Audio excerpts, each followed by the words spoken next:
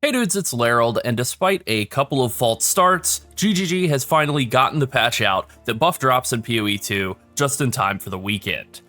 And oh baby, what a buff this is. I just ate a salad, I'm feeling super healthy, and so is the game. The game also ate a salad. Before the salad, I ran a couple of hours worth of maps and found several raw divines, a perfect jeweler's orb, and a ton of other raw currency and high tier rare items. I definitely haven't gone as deep as I'd like to, but I've gotten enough of a taste to say, yes, the buff is working. 100% it is working. So now I just want to start with a quick breakdown of the important stuff in the patch notes, and then I'll move on to the strategy that I've been using so far and the one I'm planning to play with next. So these are the patch notes, right? They modified rarity values. Basically what they've done is they've made it so that rarity on monsters, monster rarity that comes from like monster modifiers, or rarity on maps, not really so much player rarity because there are diminishing returns on that, but those other sources of rarity just have a much larger effect. They just cause monsters to like drop a lot more currency, a lot more high tier rare, and to a lesser extent magic items. This is especially true for bosses. If I really had to pinpoint the two mechanics that I think have been buffed the most by this set of changes in this patch, it really is bosses and strongboxes. Those are the two that feel like they've been buffed the most out of everything. They were also kind of, I would say, like two of the ones that sucked the most, so not that bosses were terrible, but you know, neither of these were like S tier flagship farm strategies on their own. And I think they might now be. I got a Divine Orb out of, I think, the second Researcher Strongbox I did without even being spec'd into them, so I do think that both of these might actually be pretty high-level farm strategies. Certainly they are what I am trying to emphasize right now because they have gotten such massive buffs.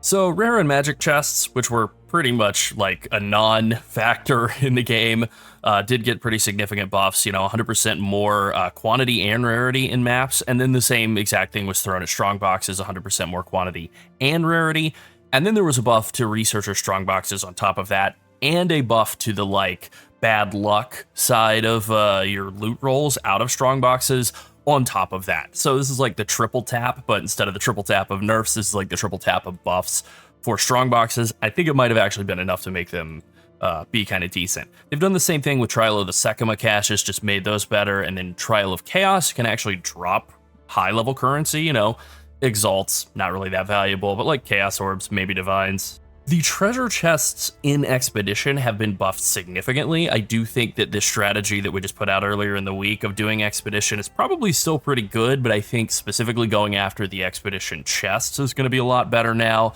I did play around with some Expeditions that were just like randomly in areas where I was doing bossing strategies, so not juicing the Expeditions with tablets at all, and I felt like I got way more stuff out of the chests than I had before. In areas where I was actually juicing Expedition. And then also the downsides on a lot of the Expedition remnants are just like cut down by 70%. Like the 100% extra damage is fire or whatever, that's now 30% extra damage.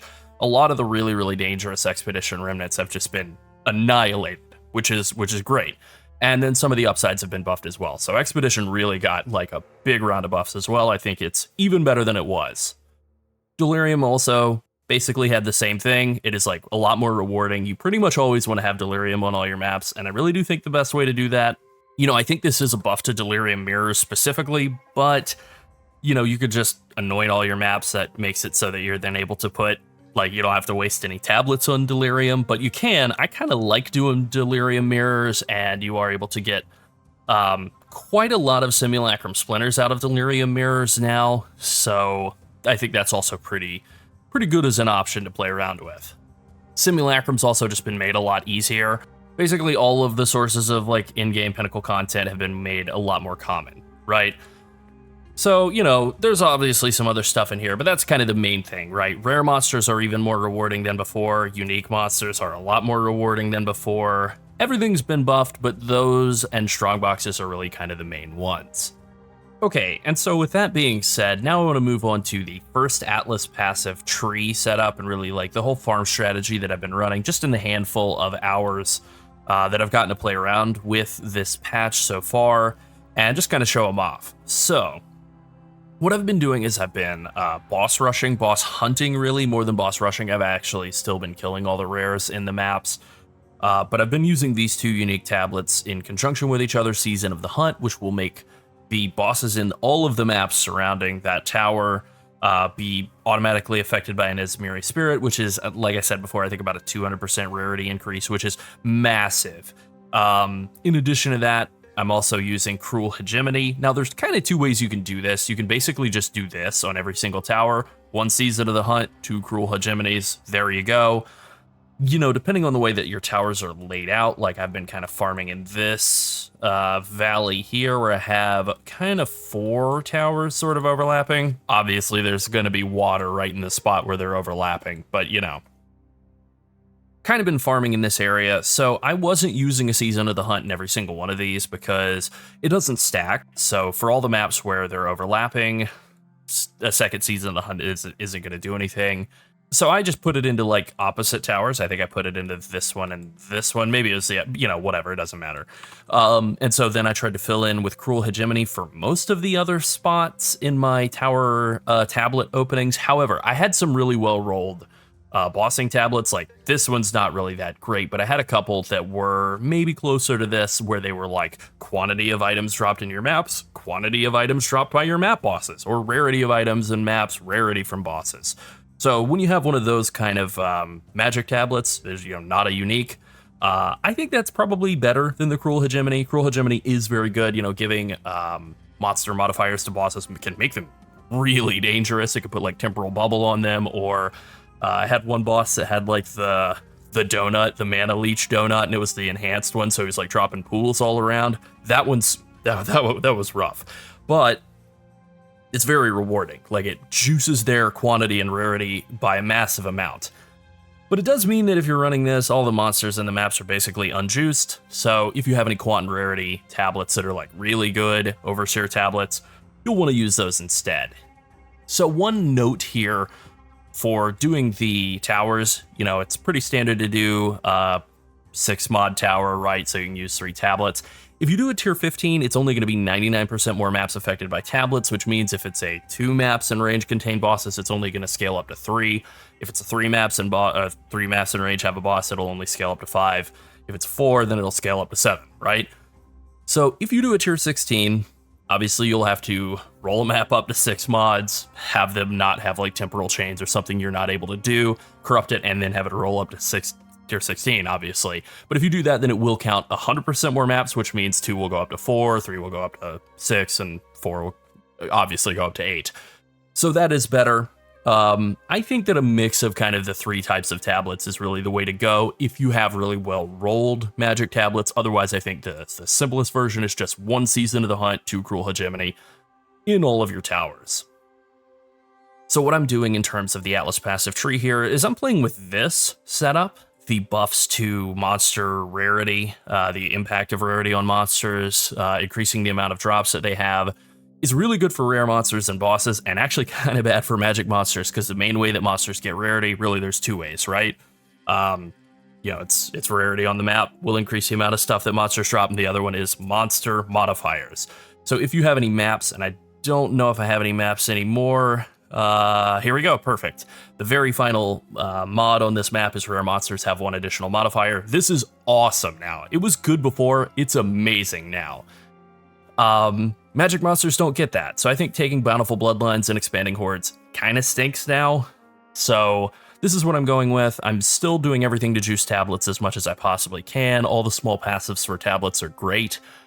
They did reduce the amount of rarity that you get on your maps as like a rollable prefix, so I think that the era of small explicit modifier dominance is like past. I think that that's no longer a requirement anymore. I already thought it was kind of iffy before, and I think it's definitely has passed us by, but I still think Unstable Energies and Grueling Journey are still like pretty good.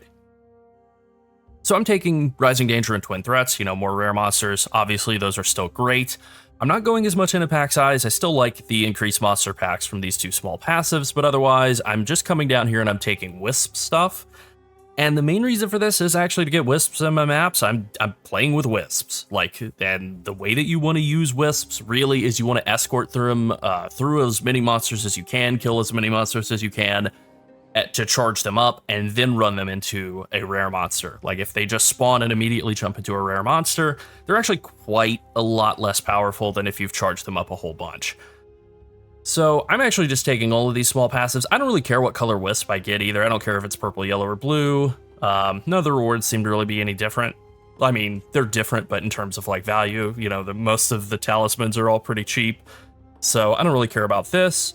I mostly just care about getting more wisps, and then illumination is really good. It makes them be larger, so they're a lot easier to, you know, hit monsters with without having to like face tank stuff. And then the real selling point here is Shining Trail, 25% rarity of items dropped by possessed monsters. That will apply to the boss, and even if you do nothing else with wisps, I think it's worth taking the wisp points just to get to Shining Trail for the bosses.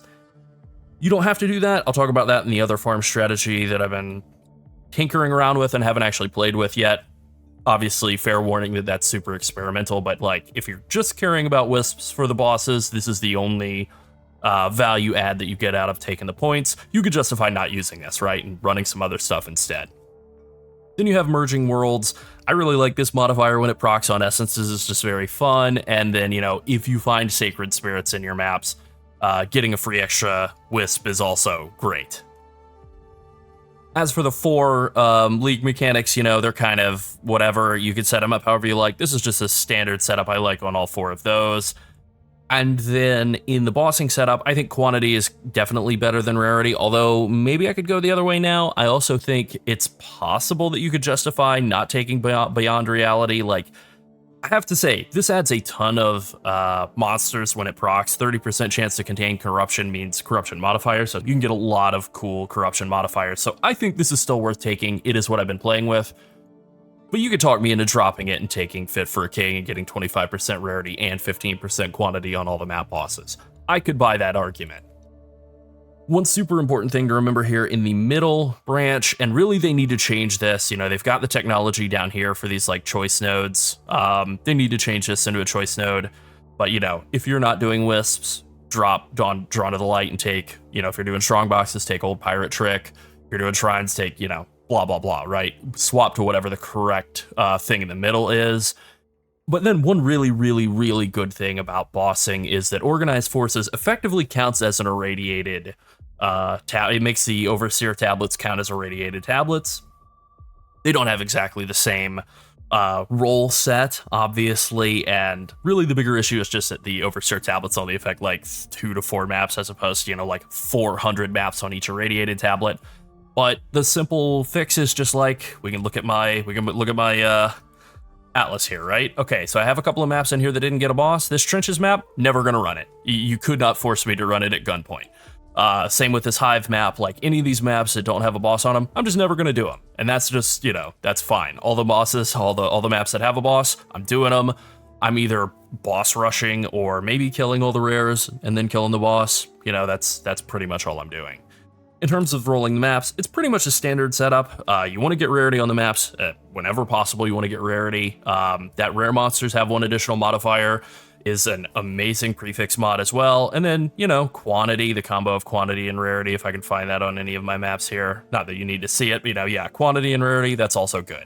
That's kind of it, right? Those are the 3 that are really good. If you want to do stuff with strong boxes, obviously that can be a good prefix. None of these are bad. More rare monsters is also good as well. For maximizing the value of bosses specifically, I think the best emotion to infuse is Greed. You know, you just, if I could find one that's not corrupted, you just triple tap it with Greed. That's 24% rarity. They didn't reduce the amount of rarity that you get out of the Greed. So this has actually been buffed, and it was already pretty good for like very cheap juice. And now it's even better than it was. So that's great. It kind of got buffed from a bunch of different directions. Deliriousness adds more rarity. Rarity is more valuable on monsters. This amount of rarity didn't get nerfed. You know, it's all good. All right, so that's this strat. It's super simple. It's super fun. Just blasting bosses, trying to get like a combination of raw currency and high tier rare drops. And yeah, 90 to 95% of the high tier rares are worthless, but that means like 5 to 10% are actually pretty good. And I've found like several really good items along the way here, just from like, you know, killing bosses. The other strategy that I am thinking about playing around with is obviously still a lot of, I mean, there's a lot of overlap, obviously, right? Like a lot of these things, all the tablet stuff is still great. And there's a lot of stuff in the game, like I think Rogue Exiles still aren't great. I don't really think Essences are all that great, so I'm still not playing with those.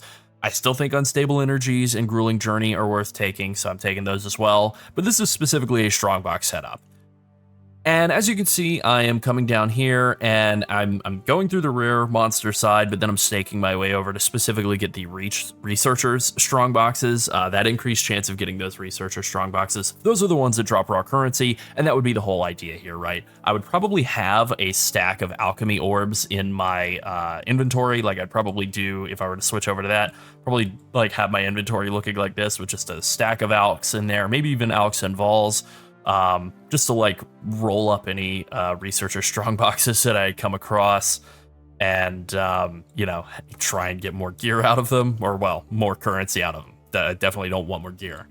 So obviously remember, you know, if you do switch over to that, run Old Pirate's Trick, get more Strongboxes in your map, boss having maps. And I think the playstyle would actually be pretty similar. I think I would actually use pretty much the same tablets.